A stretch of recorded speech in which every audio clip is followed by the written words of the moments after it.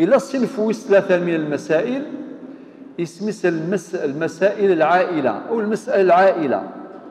المسألة العائلة عند مجموع السهام أكثر من أصل المسألة، وقد شرحنا ذلك بالتفصيل فيما سبق.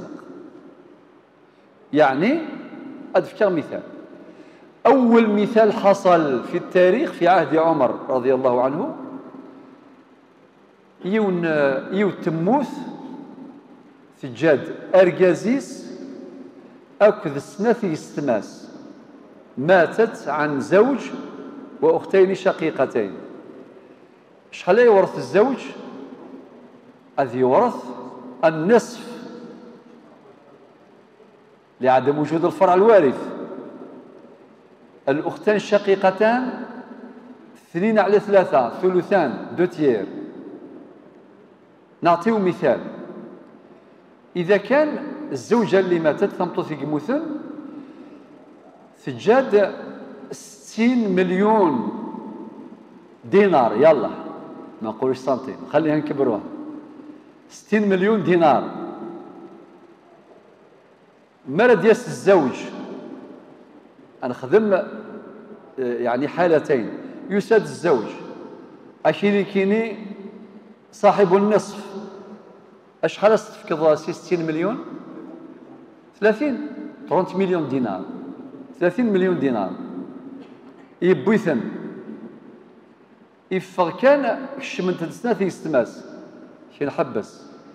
نحن أختان شقيقتان تيستماثي تشقيقين، اللي ماتت أختنا عندنا ميراث 2 تيير ثلثان، أعطينا 2 تيير نتاع 60 مليون دو دينار. شحال 2 تيير؟ شحال ثلثين؟ 40. وانت شحال بقالك؟ قيمة 30. فهمتوا المسألة؟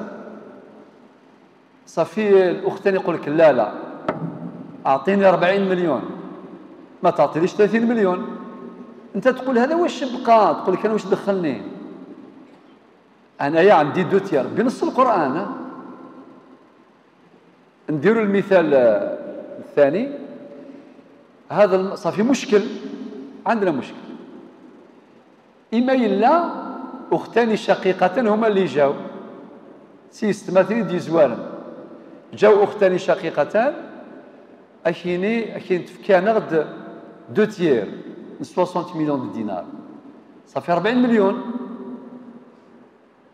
كي يديو 40 مليون شحال بقى؟ 20.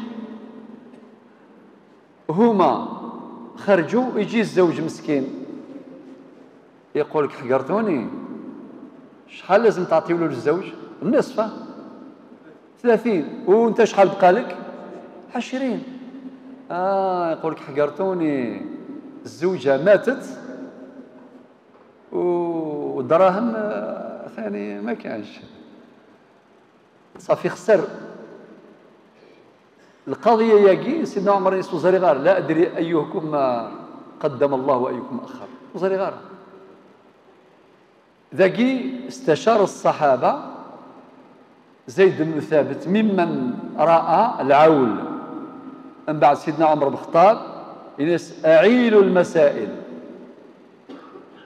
من هنا برزت ظاهرة العول، الفينومين العول.